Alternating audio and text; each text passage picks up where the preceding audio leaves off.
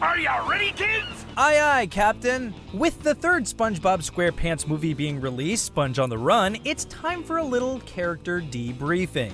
When I ripped my pants. In 1999, the world was introduced to a little yellow sponge who lived in a pineapple under the sea named Spongebob Squarepants. The show quickly became the most licensed program ever for Nickelodeon. It's watched in 185 countries around the world, and his antics are translated into more than 50 languages. Officially licensed SpongeBob retail has earned more than $13 billion.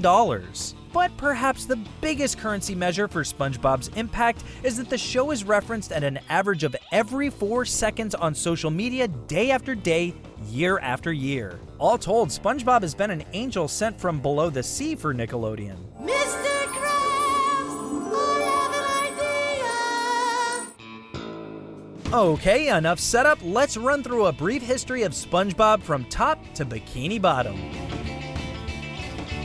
In 1984, Steven Hillenburg, inspired since childhood by the aquatic films of Jacques Cousteau, was teaching marine biology at the Orange County Ocean Institute in Southern California. At this time, the world of film animation was starting to boom in California, and Hillenburg wanted to be part of it. He temporarily left behind the marina and went to grad school for animation. Joe Murray, who created Rocko's Modern Life, saw some of Hillenburg's animation work and asked him to come direct episodes of his Nickelodeon show. Martin Olson, a writer on Rocko's Modern Life and The Office opposite Hillenburg's, read an educational comic book called the Intertidal Zone that Hillenburg had created while he was working at the marina. Olson encouraged him to revisit it for a possible show. The book taught kids about tide pools. Their guide? A sea sponge. This sea sponge that Hillenburg reworked into SpongeBob was meant to embody the boyish flair of Pee Wee Herman, but also took inspiration from old school comedians like Jerry Lewis and Stan Laurel. Like Oliver Hardy to Stan Laurel, however, SpongeBob would need a sidekick.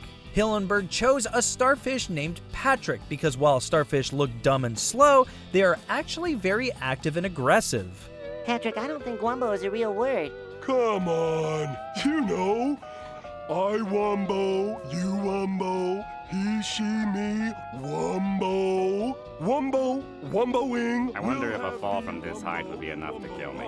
Wumbology? The study of wumbo? It's first grade, SpongeBob. The rest of the world of Bikini Bottom took shape, and SpongeBob officially became Nickelodeon's first ever original Saturday morning cartoon when it debuted on May 1st, 1999. He and his gang of underwater friends have been a household name ever since. Within the first month of television, SpongeBob overtook Pokemon as the highest rated Saturday morning cartoon. Uniquely, of the 61 million viewers, 20 million were adults. With adults on board, in addition to kids, a cash cow was born, and by early 2000s there were video games, toys, books, blankets, and just about every household item you could slap a character on. 275 episodes and counting, SpongeBob is the longest-running Nickelodeon show ever, averaging more than 140 million worldwide viewers every season. He was #1! In 2002, Hillenburg left the series to focus on the first SpongeBob movie adventure, the Spongebob Squarepants movie. With a much larger budget for one movie than a season of TV, Hillenburg was able to pay homage to the movies that Pee Wee Herman and Laurel and Hardy starred in by giving SpongeBob a quest: the search for King Neptune's stolen crown. This brought SpongeBob and Patrick to the surface for a high-stakes adventure. The Spongebob Squarepants movie was released in 2004 and became an instant classic for a younger generation. I'm a goofy goober! You're a goofy goober! We're all goofy goobers! Goofy, goofy, goober, goober! While the TV series continued on without Hillenburg, many of the original series staff also left but returned to work on the second theatrical movie with Hillenburg. For fans, those 11 years in between movies was like SpongeBob waiting for the bus at rock bottom. Come on.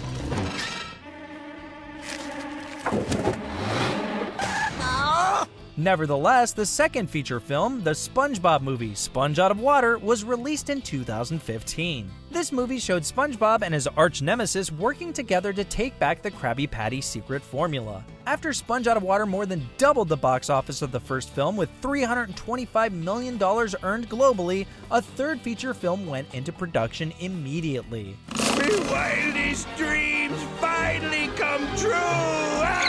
However, due to the COVID-19 pandemic, the third feature film, the Spongebob Movie Sponge on the Run, had its release pushed from summer 2020 to March 2021, where it will debut as an online rental. In Sponge on the Run, SpongeBob and Patrick embark on another adventure, this time to the lost city of Atlantic City in search of SpongeBob's beloved pet snail Gary.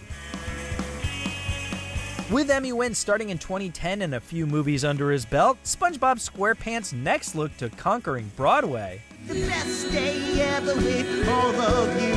Today's the best day ever with all of you now.